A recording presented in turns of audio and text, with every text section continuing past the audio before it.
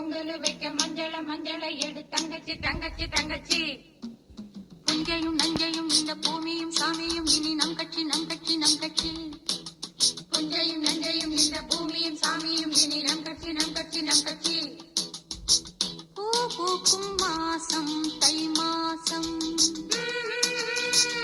ஊரெங்கும் வீசும் பூவாசம். சின்ன கிளிகள் பறந்து ஆட, சிந்து கவிகள் குயில்கள் பாட.